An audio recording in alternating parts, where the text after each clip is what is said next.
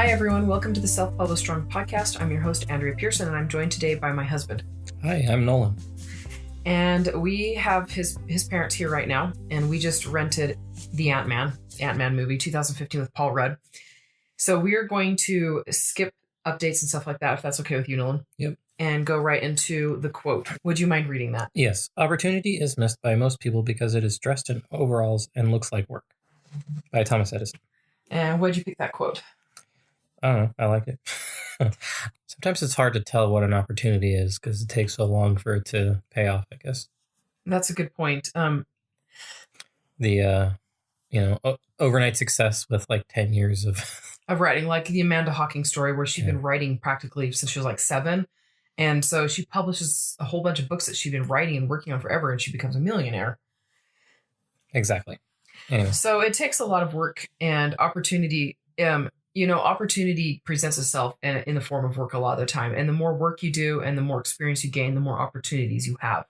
And so, being an author does take a lot of work. Writing takes a lot of work and all of that. So you just dig in and go to work and forget yourself, and opportunities arrive. They land on your doorstep pretty much. Any other thoughts about the quote? No, that's good. Okay, so we are going to be doing... I'll do the tip in just a second, but the next movie we're going to do is New Moon. Then we're going to do Jurassic World. And then we have Blank episode and then our marketing episode. We have not decided on a movie for that. Okay, so the tip for today is a continuation on beta readers. So the last place I talked about on where to find beta readers would be friends and family, and then networking, going through friends and family to find other beta readers, other people who'd be willing to help out. Then Facebook, so making announcements on Facebook.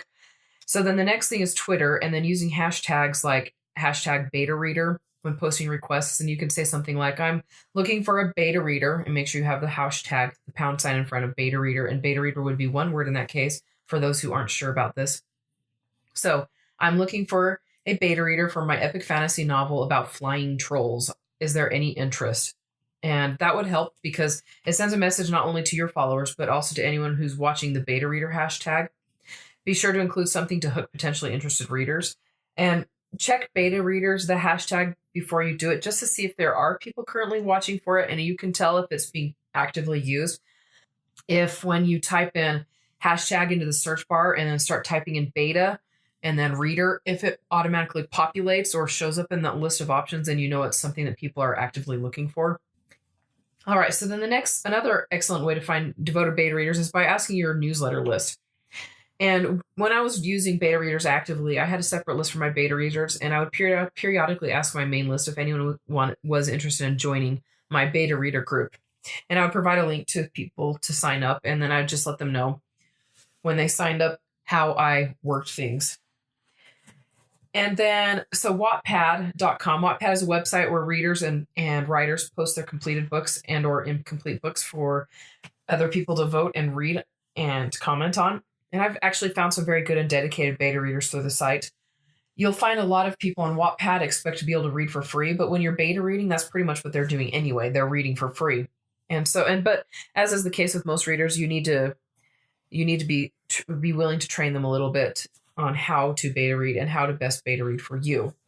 So for those who are interested, one way that you can ask people if they want to beta read is something like, do you hate finding typos in books? How would you like to be involved in this part of the writing process? Comment below, email me, tweet me, whatever. Anyway, so that ties up the comments that I wanted to make, the tips I wanted to give on beta readers. And if you have questions, go ahead and send me an email at andrea@selfpublishedstrong.com. And I will get back with you as soon as I can, especially now that I'm watching my email at least once a day. Okay, so let's go ahead and go into the movie. How does that sound? Sounds good. All right, so what was the movie we watched? Skyline. We've talked about Skyline. We have talked about Skyline quite a bit in the past. Mainly about what not to do. Yeah. Let's go right into the characters and character development then. Okay, so we have a couple, right? An artist guy, I forget his name. Jared. And his girlfriend. Whose name I don't remember. Who's not important, except that she's the most important character. Yes. And they're not Olivia Wilde is what I called her. She does kind of look like Olivia Wilde. She looks a little bit like Olivia Wilde, but it's not her. So Anyway, and they're going on a trip to visit his friend in LA. Yeah, Murray from Clueless. Yeah. Yes. Terry. His name is Jerry or Terry. His name is Terry in the movie. Yeah, and it's the actor from Clueless, and he's like this big wig now, and he wants Jared to be working with him. Yeah, he works in like the movie industry or something like that. So he's super successful, and he always liked his artwork, you know.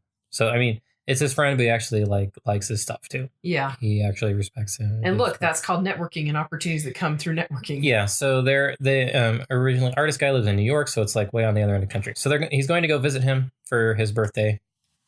And that's the beginning of, well, that's the setup for the movie, but that's not the beginning of the movie. Yeah.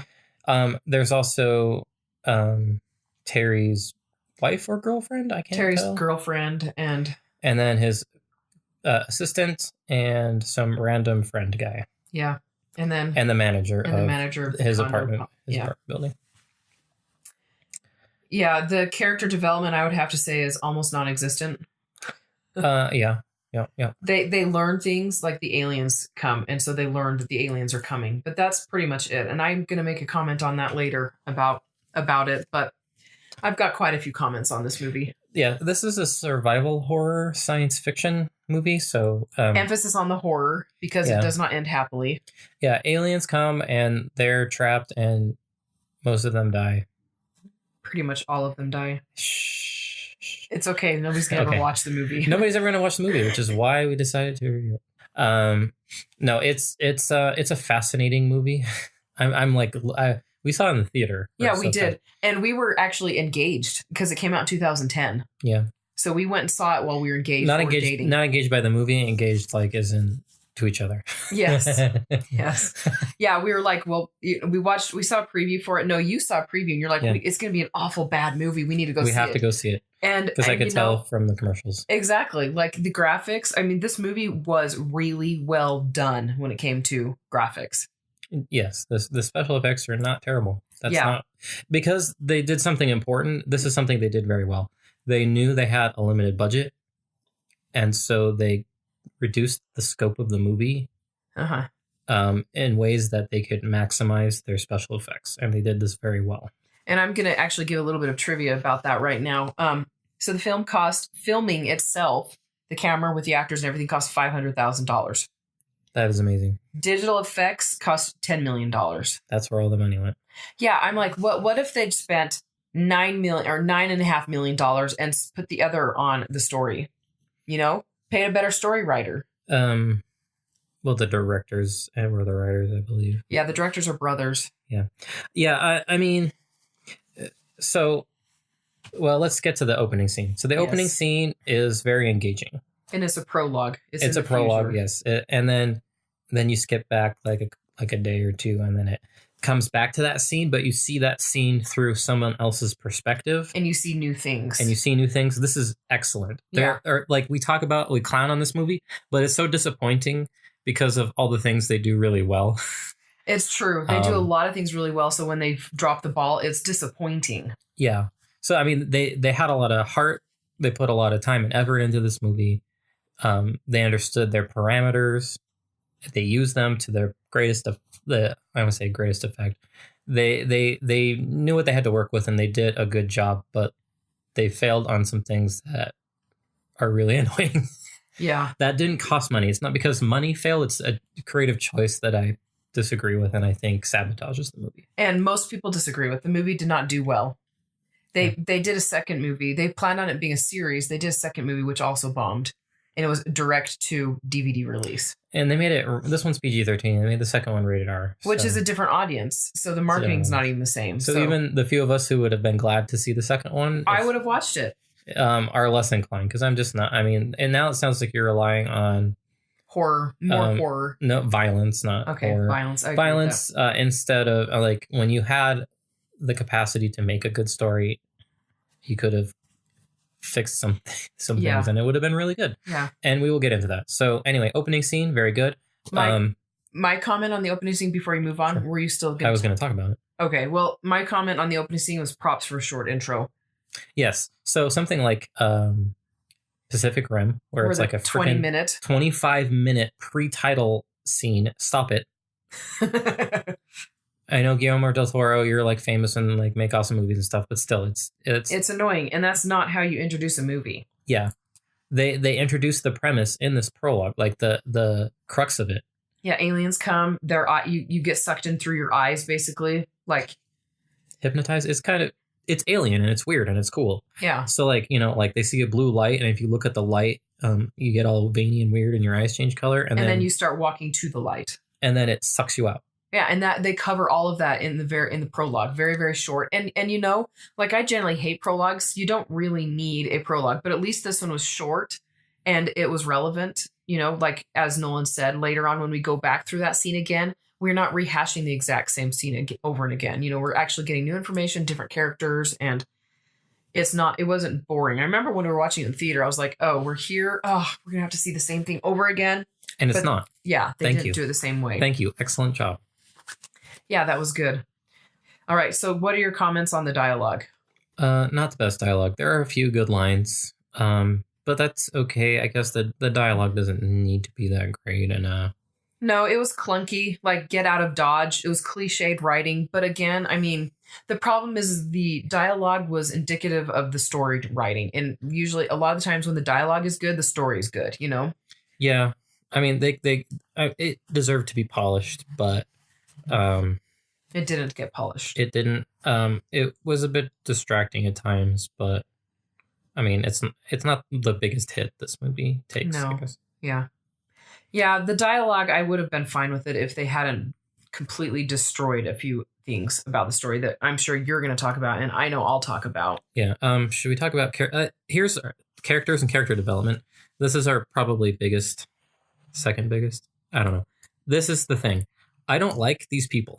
Oh, yes. They're awful people. They're not like nice or good or like sympathetic, really. No, I mean, even the one that's supposed to be sympathetic, the pregnant girlfriend, it's a plot device. Like they just throw her in this whole pregnancy, and it does not make us feel bad for her because we don't care, Yeah, we don't care about the people. So when they die, it's like, eh. Yeah, or they're so annoying that when they die, we're like, oh, thank heavens. Yes, thank goodness. There were several of those characters. Thank goodness the annoying coworker sleazeball guy dies. He's the first one to die. And thank goodness the naggy, mean, annoying girlfriend dies. And the assistant that was cheating on. Yeah, that guy cheats on with dies. And it's just like pretty much everyone dies. And they all die like almost in the order that you hate them. So it's well, I actually liked the old man. Yeah, a random old guy in the apartment building dies. And they killed the dog. They did. Yeah. So I guess the rest of the setup of this movie, and this is how they narrow their scope, is it takes place almost entirely in this apartment building. In the condo. In the apartment. Yeah. In that actual condo. In that room. Living room. And all these things are happening around them, and then how they react to it. And they even shrink it down from there. So there's a telescope, and that further narrows down what they can see outside. Yeah. These are... this telescope was kind of annoying, but it's a tool because they didn't have the budget to do whatever they wanted. So they narrowed it down to things they could do. Yeah. And they did it well. And they did it well, but it was disappointing. Like I was wanting them to go out and fight and go out and do stuff. I know, but it's not that movie. It's a movie. It's a survival horror movie, like a plane crash movie. Yeah. When you have limited resources, who's going to live, who isn't. Yeah. They get attacked by things. That's that movie, but done as an alien invasion in LA in an apartment building. Yeah. So, I mean, in order to make that movie, those are good choices they made. And if you want an epic global, like, Independence Day type movie, it's not that movie. No. Because they didn't have the budget to do it. They had a very narrow... Was it an independent? It wasn't independent.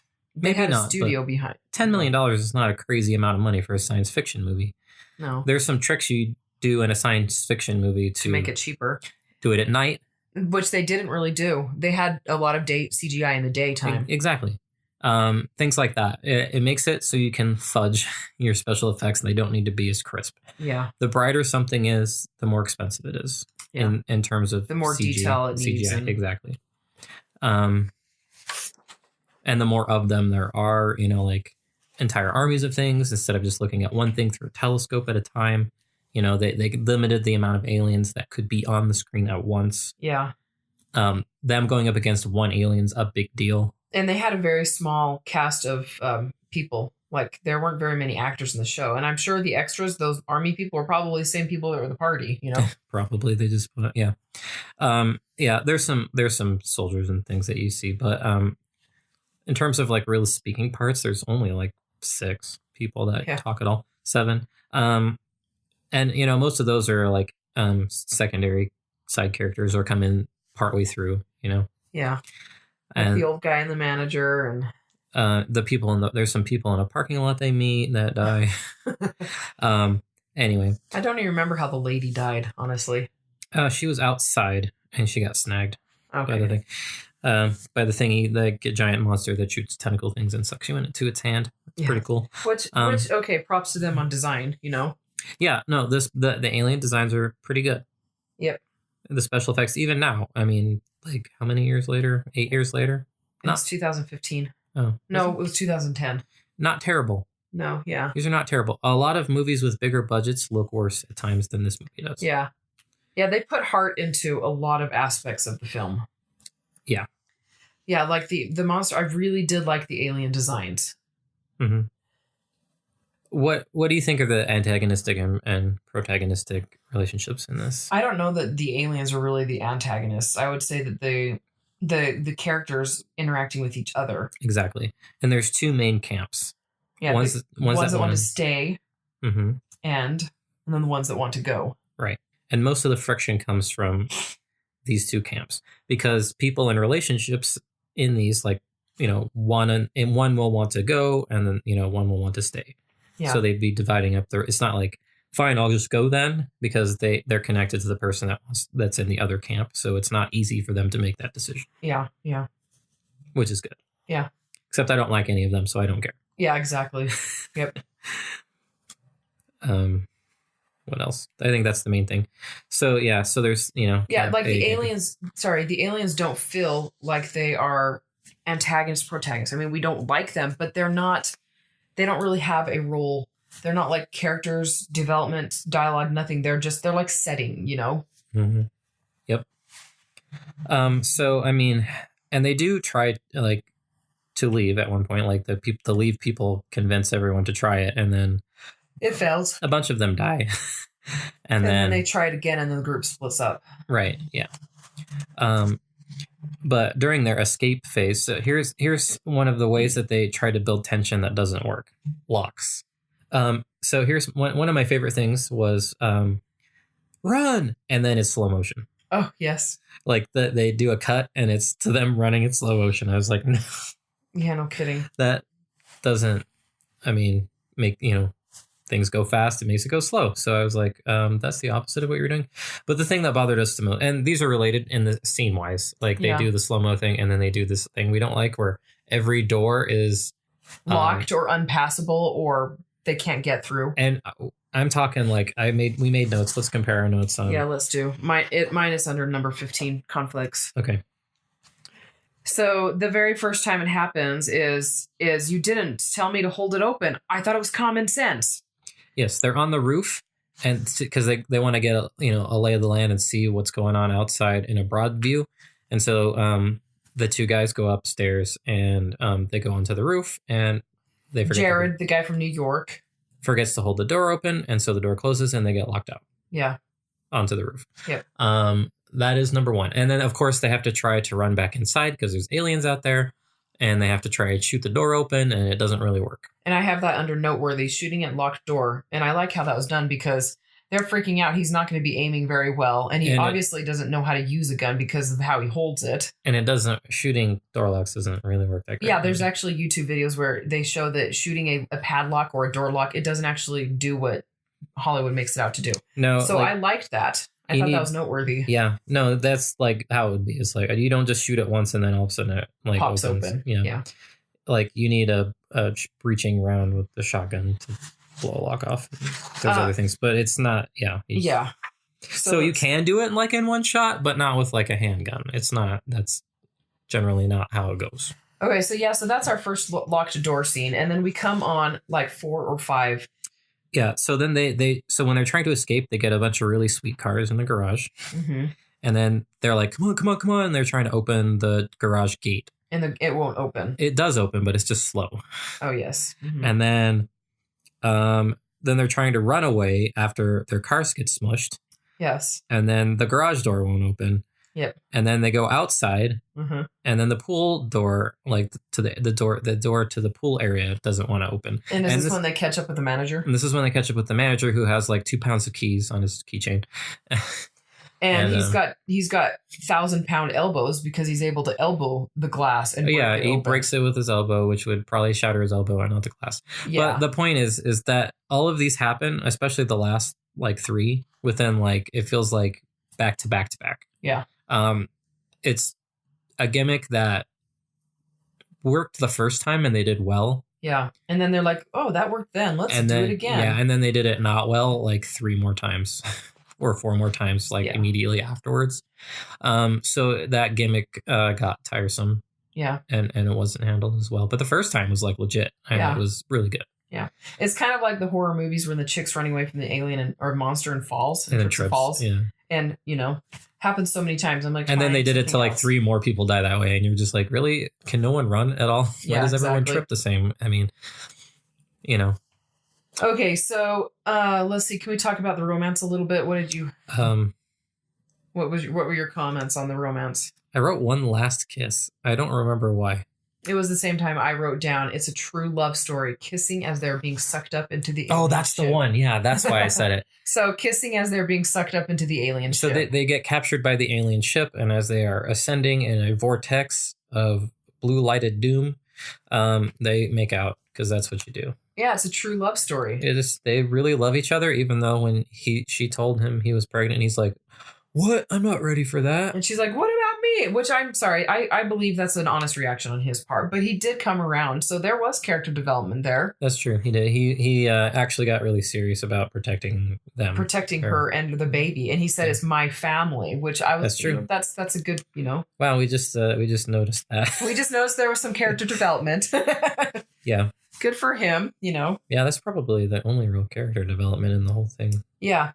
Because nobody really changes. I mean, like, Terry doesn't change. Girlfriend doesn't change. Assistant doesn't change. Ray doesn't change, except from dying. They're alive to death. Change. That's a big character It's a change. Yeah. Some of them get pancaked. Some of them get, like, speared. Some of them get their brains sucked out. Yeah. There's a lot of... That's, like, the premise that we'll talk about later. At the end, yeah. Yeah. But yeah, so there's not really romance because like the only other relationship is the one where Terry cheats on his girlfriend with his assistant. And the girlfriend's like, does she have to be here all the time? Yeah, because it's his assistant. But it's also on his birthday when he said he wasn't going to do any work. Yeah. And then they get it on in his bathroom and take pictures. So wasn't it in the pool bathroom? No, I think it was in his apartment. It doesn't really matter. Yeah. Never take pictures with his camera that she has access to. Hello. Yeah, no, it was so like contrivedly stupidly done. Anyway. And for crying out loud, who has a camera now? Just kidding. Oh, yeah. Why did they use a cell phone? Just kidding. Oh yeah, and it's kind of funny watching the cell phones back then. Oh yeah, they had Blackberries instead of actual phones. They had some hot Blackberry action going on. So yeah, foreshadowing. I don't really have any comments on foreshadowing. That's what the prologue did. Yeah, I just have the one. So when things start to happen, what's her face? Not Olivia Wilde. Not Olivia Wilde. Calls her mom and there's no answer. And that was pretty cool. Like she didn't pick up. The line went dead. And it doesn't feel contrived. No, really, because like you don't know what's happening yet. You think it's like an earthquake. Yeah. I mean, obviously, you see the prologue, so you know it's not. But she's acting like she wouldn't know. Exactly. So she's acting like she doesn't know what's going on, and she's just wanting to make sure everyone's okay, I guess. Well, I like it because it gives you a scope of how widespread the attack is. Exactly. Because it is so narrow to the apartment, you don't get a lot of outside looks until the very end, where they scan around the world and they show, different cities that have got all the people sucked out of him. Yeah, no So- kidding. And it is like a big tornado of people getting sucked up into this thing. It's pretty cool looking. So the inciting incident is pretty much the prologue. Yeah. That's not. Because that's when the aliens come. Yeah, I mean, is there an inciting incident at all? I mean, it's just like things happen to people. I mean, it's not like. Well, okay, so an inciting incident is when you break normal and start. Well, that happens before then, though, because they see the lights descend. Yeah, but that's not And then Ray totally breaking normal. I mean, it is, because, I mean. Okay. Well, the aliens coming is an inciting incident. Yeah, aliens coming. Because, like, it does, like, a little thing happens where, like, some lights come down from the sky and then, like, go to the ground, and then nothing really happens, but it's, like, super weird. Yeah. And then things happen, right? Yeah. One thing, another bit of foreshadowing, actually, the helicopters flying overhead. Yeah, that's true, because they're playing in the pool, and then a whole ton of National Guard helicopters fly overhead. Right, yeah, and they comment on it, and they're like, that's... And like Terry's like, oh yeah, it's just those guys, but it seems like, you're like, no, that's quite a bit more than would be normal. So there's some foreshadowing as well. That I love alien movies, and talking about this makes me excited to watch an alien movie that doesn't disappoint me. Yeah. I'm like, look, helicopters. I mean, it's okay to have people you don't like get killed in movies. It's satisfying. Honestly, when you hate that guy and the guy that everyone hates and like it screws everything up dies. That's true. And you're like, finally, he got what he deserved. It's like really Gennaro on the toilet in Jurassic Park. Yeah, the lawyer dies. Nobody would cried about that, honestly, except maybe other lawyers. But, but you didn't like him, and then he died, and it's like, well, good for that guy. But you should like some of them. I didn't like any of them. They're all just like, they bicker and fight and cheat on each other and blame each other for things, because they just thought they were going to visit, but Tara was offering him a job, and it caught her off guard. He didn't know that he was offering him a job, so she thought he was holding out on her. Yeah, artist guy was holding. I can never remember his name. Jared didn't. She thought Jared didn't tell her, and that they were going to move there because she doesn't want to move there. She doesn't like LA. She doesn't want to be there. She doesn't like Terry, especially after she finds out that Terry's a cheater. So she's let's switch legit reasons. Like, I don't want to move anyway, and I don't want to hang out with your friend that I don't like, who is a jerk. So one thing that I just thought of that I do like about this movie is they throw together a whole bunch of characters that have nothing to do with each other and that don't even really like each other, and then just see what happens. Yeah, they don't have to like each other. I mean, it's good that there's friction. Yeah. But the friction should come from a place that you understand. Yeah. Or it makes sense. Like they have good competing and bad competing motivations. Yeah. Like some of it can be selfish and some of it can be, like I have to go find my family and they want to go find their family, and in order to do that, they both can't do it. Yeah. They're in opposite directions and there's only one car, that sort of thing. And so you can see like they have a legitimate reason to want to do what they do, but they both can't succeed. Yeah. And if you like both of them, then, it really you have an emotional reaction when one of them loses or dies. Yep. That didn't happen here. Okay. So examples of implausible versus plausible. So when the alien or when the military comes and attacks, and they shoot down with a nuke. They shoot down a huge alien spaceship, and they realize it's been destroyed. The girls hug the manager, not Jared, even though they've only been with the manager for like 10 minutes, and Jared they've been with for at least 24 hours. Mm-hmm. I think that's implausible. They both just run to him like, oh, and they totally ignore Jared. And then the military turned guns on civilians, not like, everybody, but when Jared and what's-his-face go up there. I mean, they're clearly not aliens because the aliens are clearly aliens in this. There's like no middle ground. There's no way to confuse them. And they're like, get off, get out. And they're pointing their guns at them. I'm like, they wouldn't do that. Yeah, I'd be like, wow, there's people still alive out here? Yeah, no kidding. Yeah. And so and then comment on research, breaking the door with an elbow. Hello, Yeah, no, because it's an exterior door of like an apartment building. And this is an upscale apartment building. Yeah, it's like probably like bulletproof glass. Even if it's not, it's like, You're not going to break it. And he does it without like that much effort. He's just like on first try, just walks up and just does it. Yeah. No. Yeah. Let's see. Okay, so what do you have? What more do you have on the next page? Well, I didn't get to the part where I wanted to. Drones don't. They shoot a drone shoots a nuke I don't know of any nuke-capable drones. Doesn't mean there's not. I wanted to see what the yield would be on a device of that size to see if they would have gotten like severe radiation burns like they should have gotten from being that close to a nuke going off. Yeah. But I didn't get that far. So if anybody knows and wants to share with me how big they think the yield on that nuke would be and how big the radius. Oh. Yeah, let's see. Any comments? Oh, that's what you were just talking about? Yeah. Research drone missile nuclear yield. I should have typed that into Google at work and then see what happens.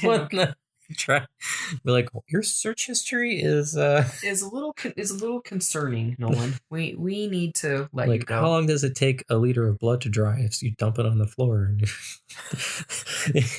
You know, things that happen in movies, and we're like, that seems like that should be sticky still. You know, let's look that up. Let's Google that, and then. What movie was that from? I don't know. I'm just making up something that we might like conceivably look up. You know, that would be like kind of sketchy if people didn't know what we were doing. Yeah, no kidding. Like knife wounds or like what bugs infect rotted corpses first. So comedy, there's unintentional humor. If you want to die, be my guest, says the hotel manager. The hotel, yeah.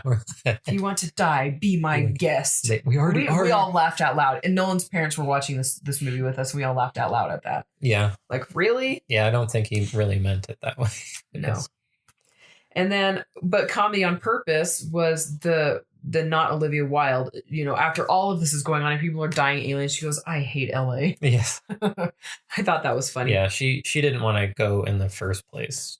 She's pregnant. She's got morning sickness. You know, she's not doing well. But I don't think she just like wants to be there anymore. No, she does not. I mean, she likes the vast countryside and moderate temperate climes of Brooklyn, apparently. Yeah. Compared to LA, but whatever. Yep. So, the alien fighter ships explode in a ball of flame. It made me wonder what fuels them. What are they made of? You know? They're fueled with human brains. Duh. Yes. Which is the premise, I guess, of the alien, the core of the alien technology. They suck your brains out and they put it in themselves to run the thing. So, like, literally, it grabs them by the head and very PG-13ly with minimal blood. Yeah. Lots of blue light too. With lots of blue light. By the way, there's way too many lens flares, though. Yes. It's like watching the first Star Trek movie is so many lens flares. It's not good in that perspective. But anyway, and then pop, they suck the brain out, and it's just stuck in this little claw thingy. Yeah. And then it like harvests the brain into the body, into the head, or where the brain needs to go inside the machine. Yep. And then it starts working. So you're like, okay, that makes sense. Like these little AI thing, you know, and they eject spent brains that don't glow blue anymore, and then put in the blue glowy brains, and then things work again. If things get damaged, they do that. So it seems like that's how they regenerate. Plus lots of blue light everywhere, because that's the premise of the movie. Mm-hmm. Movie's technology. All their stuff's light based. So like after the giant alien ship gets nuked, like it starts glowing blue places and then starts repairing itself. Yeah. So I mean, that happens a lot, and that's fine. Consistent throughout the movie until when it doesn't do it that way. When it doesn't do it that way, when they remove the brains from an alien. And the alien comes back to life at the most opportune moment for tension. And then attack them. And I'm like, congratulations, movie. And this is our biggest gripe. They invalidate the premise of their movie by the end of their movie. Yeah. Yeah, these aliens need human brains. That's why they're on Earth. That's why they're harvesting them. Human brains. There's even a scene at the end where they're captured after they make out, and they're captured, and they harvest brains and put them in these machines, and then the machines go fly off like they need them to run. And then when they kill the alien and the brain's obviously dead, it keeps working again. Yep, he hits the brain with an axe and kills the brain, and then it comes back alive again, and then he beats it with his fists and pulls out, I guess, a second brain, because he pulls a thing out. Maybe the brain went back in. But it's got an axe in the middle of it and didn't glow blue anymore. Well, actually, here's a point. They self-heal. Maybe they had little things that went out and healed it. But they put the brain back in. They don't show that. They don't show it. So it just makes it feel really incongruous. Like, yes. Because you're like, what the heck? And then after, he axes a brain. He pulls another part of like a glowy blue brain out from someplace else. It feels like, I don't know. It's really hard to It's not well. It wasn't well done. Yeah, it just makes it feel like he didn't like it. Just invalidated it because, like I said, that once he accesses the brain, it stops glowing blue. Yeah. That means it doesn't work anymore, and then he has to fight it again with his bare hands, and then he gets the glowy blue face thing, like you do when you look at the lights, and I guess it gives him superpowers to bare fist a metal alien thing. Yes. And then he rips a glowing blue thing out of it, and then it stops working for Riz. Yep. So that's like the pivotal scene, I guess, right? The climax, would you say? Not the climax. I don't know. Anyway, it's like it's not a traditional storyline. So the climax isn't there because there's no resolution. There is no resolution. It ends without resolution. Yeah. That is true. So anyway, but it's the first time they actually it's the only time they actually defeat an alien in the movie. So it's pivotal from that perspective because all of the other ones eat people and survive. Actually, I guess they do kill one in the parking lot with a car. Yeah. So that's not true. Yeah. But they're really, really hard to kill in this movie, which I like. There's something they don't do, which I hate in science fiction movies, when you have to kill the queen and then everyone else dies. I was just thinking that. All the little minions die. Thank you for not doing that. Yeah. There's plenty of sci-fi movies I still enjoy that do that, but I hate it. I really do hate it as a premise. It's just because it's been overdone. It shouldn't work that way anyway. I mean, it's just ridiculous anyhow. But, I mean, you could, I don't know. It's just way too easy. That's...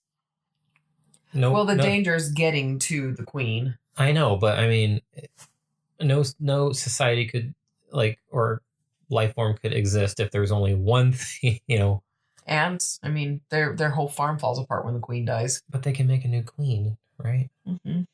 They adopt a new queen. They go find one and they shove royal jelly in her face. Those turns into queen. Yeah. Okay, so... Anyway, it's a gripe. And they don't do it in this movie. They actually make the aliens hard to kill. They're not disposable. They're actually scary and important and imposing. Yeah. Okay, so technical aspects, soundtrack, camera angles. Okay, so I liked it. There's this weird noise. They're up on the roof. They're trying to investigate what the weird noise is, and the camera doesn't show what they're looking at. And I like that because that increases suspension, Mm-hmm. Suspension? Suspense. Yes. Okay, so that's a great way to increase suspense is, but then again, but they also didn't overuse that, they overused other aspects, but. Yeah. So, this is, let's apply that to writing. Don't use the same tropes over again, the same words too often. Yeah. That sort of thing. I mean, because people pick up on people trip multiple times in a row. You don't do that. Surprise people. Yeah. Mix it up. Put them through different trials. Have them fail in different ways. Yeah.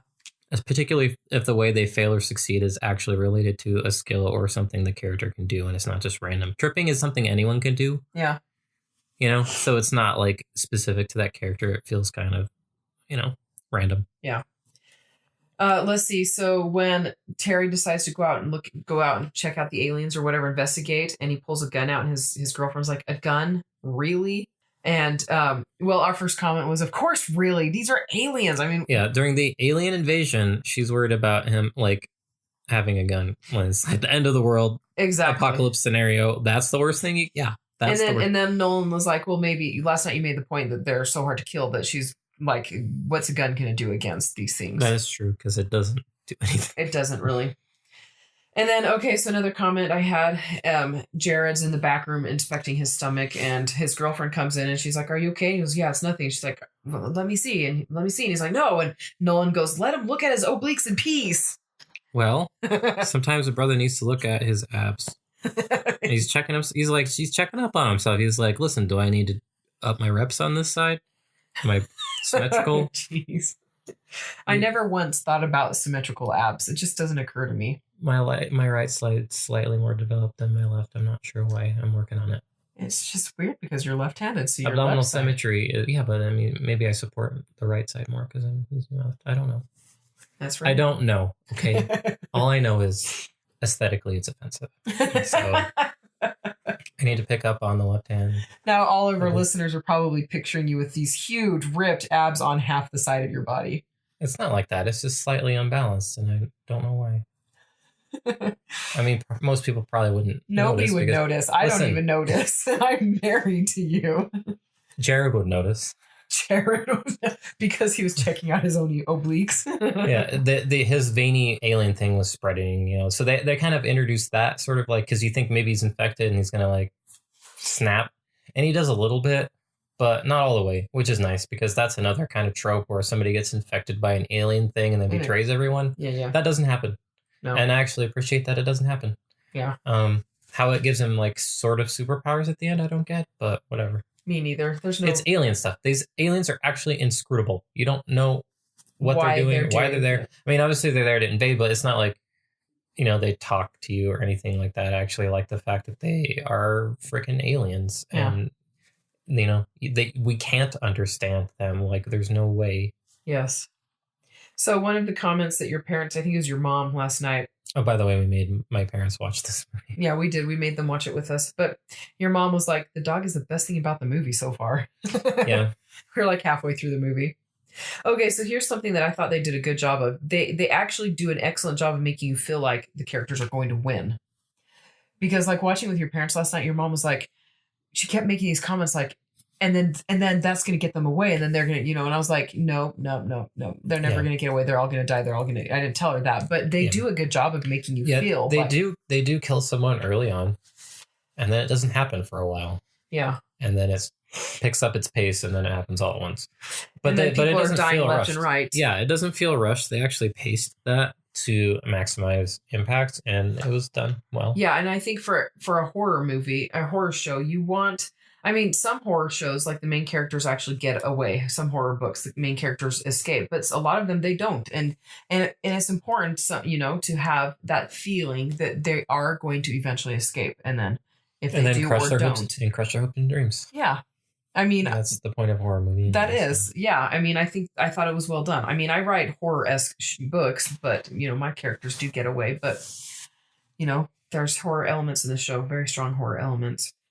Okay, do you have any already talked about the climax and the epilogue and resolution stuff? Not the epilogue, though. No, the epilogue is so since we said we've already talked, they get captured.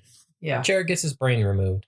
Jared's brain glows red instead of blue. And he gets put in an alien. They put him in an alien biosuit thing, and he comes to life. Mm-hmm. And then he fights his way out with his girlfriend. And he hears his girlfriend screaming. Oh, that's right. Yeah. The aliens discovered that she's pregnant. Right. And so they take her to a different holding area so they can, I guess, ripen her. So they can get 2 brains instead of one. Which is, you know. Which is legit. And then there's a bunch of other pregnant ladies in there. And he fights his way in there and frees her. And that's just happening during like the credits, I guess. The credits, an alien comes to fight him off and he fights the alien. Yeah. And it's happening as like still shots, though. It was really confusing to me. And it was too far separated, the pace. Yeah. So it's like, bam, smack. It's like, it feels like a comic book. Yeah. Like one cell at a time, things happening with like people's names in between because it's the credits. Yeah, and and then he absconds with her. He's like holding her, and he's still an alien. Okay, so can I give trivia? Are you okay? Yeah. We go on. Yeah. Okay, so I already said that the filming cost $500,000. The digital effects cost $10 million. The movie was completely financed by Greg and Colin Strauss, and they had absolutely zero help from studios and outside sources. Mm-hmm. And then the spaceship designs were based on cloud formations and cloud types. So like, you know, actual thunderheads or different types of clouds that you would see. And they descend from the clouds as well. So yeah. And then it was shot almost entirely at the director's condo building. Nice. So they probably saved money on that. Nice condo, by the way. Yeah, no kidding. Are you ready to do top biggest takeaways? Which I forgot to do again. Yes. Okay, you can go first. Okay. I really suck at remembering. Yes. Number 1, don't overuse the same tropes. Yeah. The door locks thing was very tiresome. Yes. 2, if you make me care about your characters, please. Yeah. That was probably one of the biggest gripes. But how do you make them care? Because they did try. They gave us a pregnant lady, you know? I feel like they gave me scenarios that I like. It's like when they put a kid in there and you're supposed to care about the kid, but then the kid is like unlikable. Yeah. And it's like, but kid, you know, like, but pregnant lady. Yeah. I'm like, well, but they don't like, what does she do for a living? Or like, what are her hopes and dreams and desires? Yeah, we don't know her as a person. There's nothing about her we know. We know Jared's an artist and we see some of his art because it's decorating Terry's walls. Yeah. And we know that she's got a mom. And we know she has a mom that she can't call on the phone. Yeah. And that's it. So, like, how would this pregnancy interfere with their lives? Because we don't know. So, like, is it really that big of a deal? Like, she's like, oh no, now I can't go to med school or something. Yeah, like, we don't know any of that. It's because they make it seem like it's a big deal, and it is. But why? Yeah, why is it a big deal for her? And so we don't know anything about any of these characters. Not really. They don't give us a reason to root for them, other than the fact that we're watching a movie for an hour and a half with them. You know. Right. Yeah, I agree with that. That was number 2, right? Make me care. Yeah. So how do you make readers care? Well, I just gave them some examples. Just have like a little bit of backstory, or it's like that's really going to impact their lives. Have something in that a we're specific cheering way. for them for. Yeah, and then you're like, oh no, she could really help a lot of people. And, you know, like maybe she, you know, I don't know, was going to cure cancer or something. Now she can't cure cancer because she's pregnant. I don't know. Yeah. But you know what I mean? But like there's some risk, and like this is impacting something that's really important to that person. Like you show her doing something that she couldn't do if she were, you know, pregnant. Yeah. And then she has to make that sacrifice, and like it's going to change his life because he's going to do this. And so, you know, obviously your initial impact is selfish. Mm-hmm. And so he was kind of a jerk initially, but then, you know, he's not, because he actually does care about her. Yeah. That part was good. Yeah. Because then he, you know, changes his mind, and he's like, no, like I need to protect my family. Yeah. So that part was done well, but it just wasn't at the beginning, like making me care about her in the first place. Yeah, exactly. Okay, what's your number 3 then? Number 3, don't invalidate your premise with the brain thing. Like I said, like because sometimes movies do that. I feel like they shoot themselves in the foot. Yeah. Like right at the end. Yeah. Stick the ending. Or books, whatever. Don't do that. Don't give yourself an easy out, because it was like they're like, aha, yeah, you thought that this was why they, you know, they're how they're running. Nope, look, it's still running even without a brain. Yeah, exactly. But then they do that for the whole movie, and then they do that scene where it doesn't work that way, or at least that's the way it feels like when I watch the movie, and how everyone else there was like, what the heck? Yeah, and like, then they're still stealing brains. And at the end, they do it again. They steal brains and put them in these machines to run and, you know, go out and get more alien brains. So you know, it's like, I actually like that premise. They're here to steal human brains. You know, I don't have anything against that. Here to steal gold. I have something against. Hey, cowboys and aliens. That's the worst reason ever. Because there's an entire galaxy of planets and like asteroids with no people on them. And the chances are they're going to have more gold than Earth does. Thanks. Bye. Okay, is it my turn? Yes. Okay, so my comment was make things interesting. So I actually liked that they steal a brain and that makes the data alien run again. And so I thought that was interesting, you know, and then they have self-healing abilities. So it gets destroyed by a nuke and it's able to heal itself.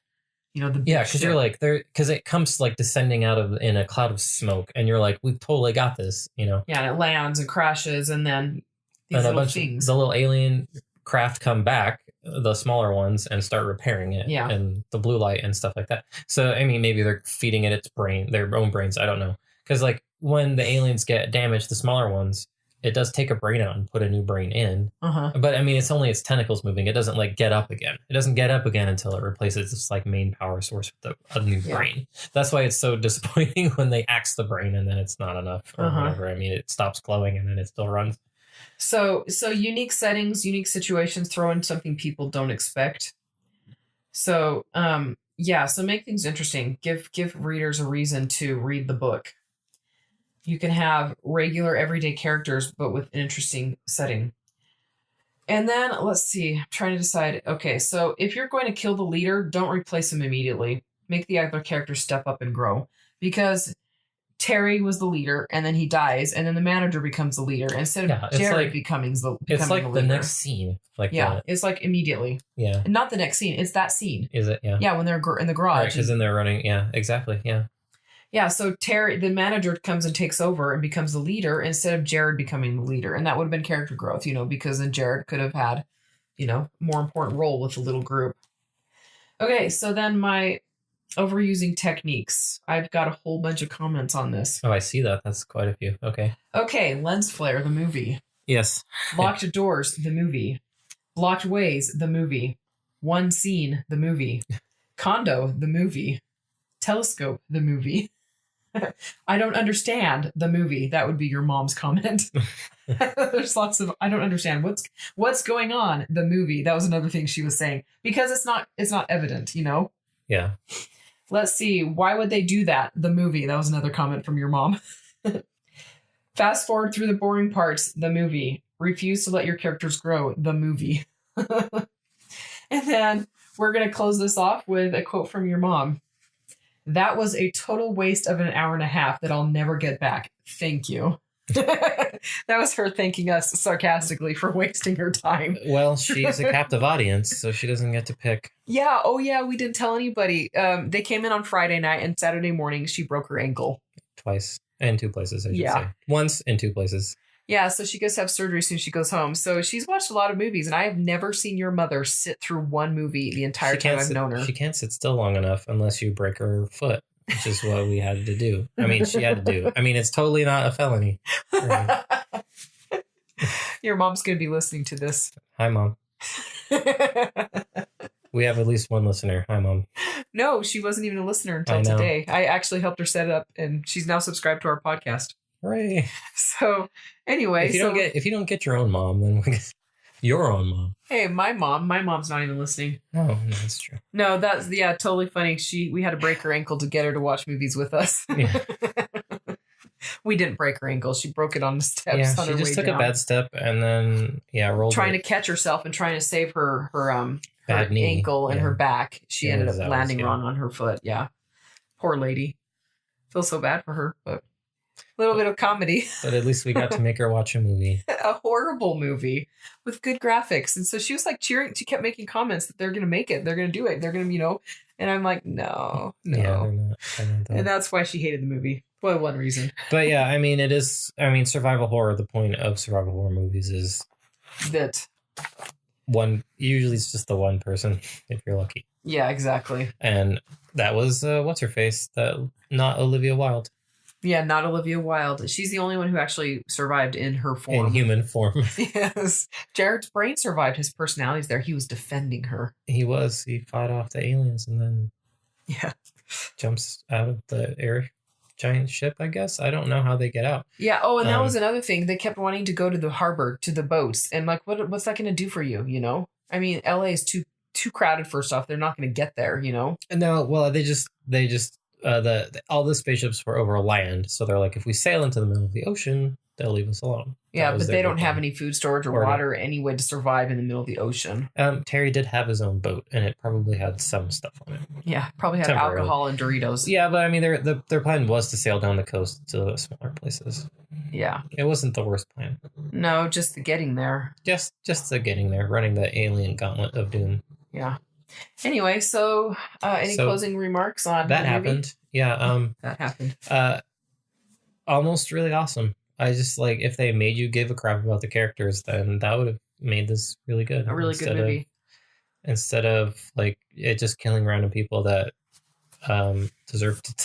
They don't deserve to die, but I mean it's like randos. You don't even care about them at all. Yeah. If they made it so that we cared about the characters and had the ending as it was, would you have liked the movie? No, I still don't like the ending, but I don't like the ending. I feel like I don't know. I didn't like the ending. Even for a horror, I didn't like it. Yeah, but I mean, it would have fixed half of my problems with it, honestly. I mean, they could have left in a lot of this other cliche stuff. I would have been more forgiving of other things, but just not even liking any of the characters. None of them. None of them are likable people. Yeah. Yep. I even like the actor. In Clueless and in Scrubs. Yeah. But in this movie, I don't like him. So when, he dies, I don't care. Yeah. Which is sad because... I thought it was interesting that they killed him and the assistant at the exact same time. Yeah, well, something they do in horror movies is kill the immoral people first. So if somebody's doing it, then they're going to die first. So that's a well-known horror trope.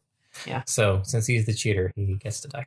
He gets to die at the same time with the person he's cheating on. Almost. So actually, this in that scene. So they don't die exactly at the same time. So they're driving out, and you don't know there's these giant 40-foot tall aliens out there. Mm-hmm. Drives, and then his car gets smushed by the 40-foot tall alien. Stepped on. Yeah. Stepped on. Smack. And he survives. It picks the car up. And he falls out. And then he's running back into the garage. And then Jared, he like runs into Jared, and Jared like holds him there. And so it's like he's trying to pull him back, but he's actually holding him in place. And then the alien's like tentacle thing comes out and pulls him out of the garage, and he dies. I was like, way to go, Jared. Way to stop your friend. He's like, take that. Like, Jared gets the assist on that kill for the other team. So yeah, that was something else I thought was silly. I just thought of it right now, but I was like, Yes. it literally looks like they're struggling, like they're fighting each other. Like He's like, you stay here. You're bait. Be my human shield. Oh, yeah. Yeah. All right. Anyway, so that's it for this episode. We are going to go back and say goodnight to your parents and get you to bed and go see the aquarium and the fish tomorrow. Yes. Anyway, do you have any? I already asked if you had any closing comments. No, that's it. The big three that we covered, for me and for you, are all really good points about this movie. As like it, and this is like, when you're starting out, you probably don't have all the skills, I guess. No, you don't. So it it's takes hard practice. Because I think like this movie has the bones of a good thing. Like, and if you went through and re-edited it, you wouldn't need to spend more money to make it better. Yeah. And I feel like a lot of books are like, they needed more polish, more balancing of like character time, or, just like, paying attention to your beats. We talk about, like when to put in comedy, when to put in action, stuff like that.